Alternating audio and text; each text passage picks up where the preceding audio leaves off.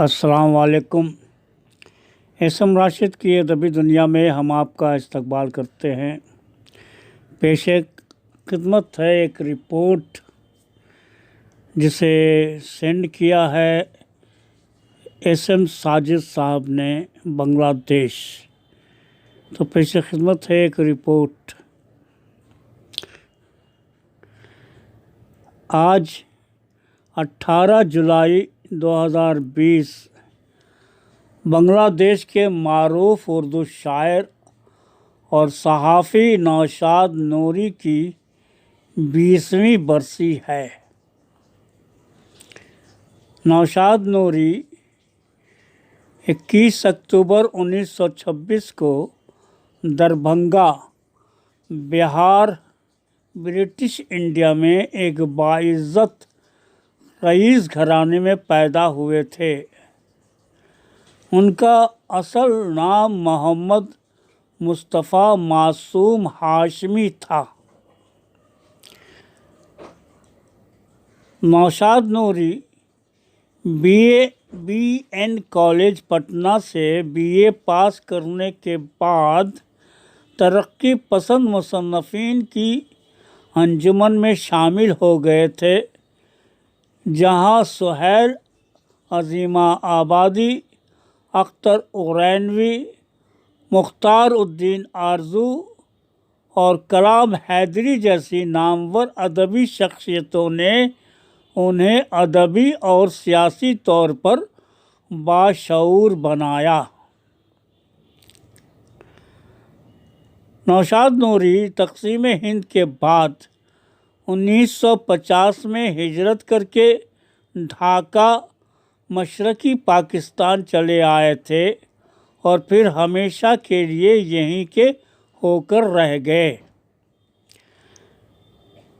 نوشاد نوری پابند نظموں کے شاعر تھے۔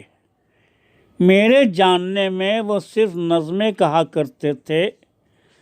اس کا یہ مطلب ہرگز نہیں ہے کہ خدا نخواستہ وہ غزل کہنا نہیں جانتے تھے، ایسی بات بالکل نہیں ہے، بلکہ یہ کہنا بجا ہوگا کہ انہیں غزل کہنے میں دلچسپی کم تھی، لیکن ان کی بیشتر نظموں میں ایسے ٹکڑے یا بند ملیں گے جن پر غزل ہونے کا گمان ہوتا ہے۔ نوشاد نوری نے اپنی سوچ اور فکر کا موضوع غم جانا کے ساتھ ساتھ غم دوراں کو بھی بنایا تھا۔ وہ زندگی کے ہر مسئلے کو انتہائی خوبصورتی کے ساتھ شعری جامہ پہنایا کرتے تھے۔ ان کی تمام نظمیں معنویت اور مقصدیت سے بھرپور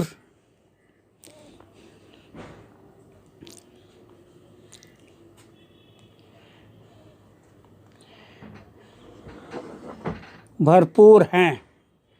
ان کی تمام نظمیں معنویت اور مقصدیت سے بھرپور ہیں۔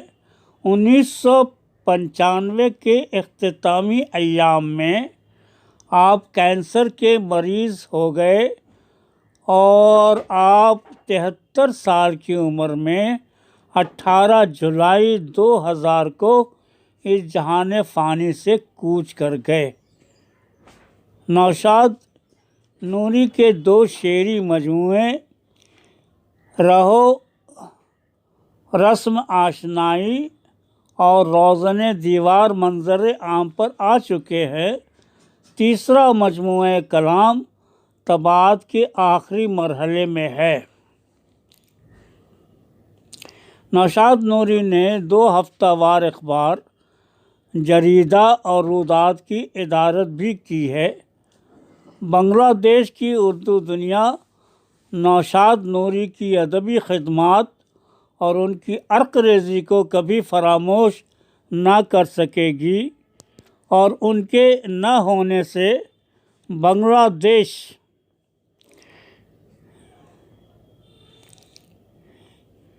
کہ اردو ادب میں جو خلا پیدا ہوا ہے وہ کبھی پر نہ ہو سکے گا۔ نذران عقیدت کے طور پر ان کی ایک مشہور نظم پیش خدمت ہے۔ نظم کا عنوان ہے مطلع الفجر۔ مطلع الفجر: درد تھمتا ہے تو پھر ایک نئی یاد کی چوٹ،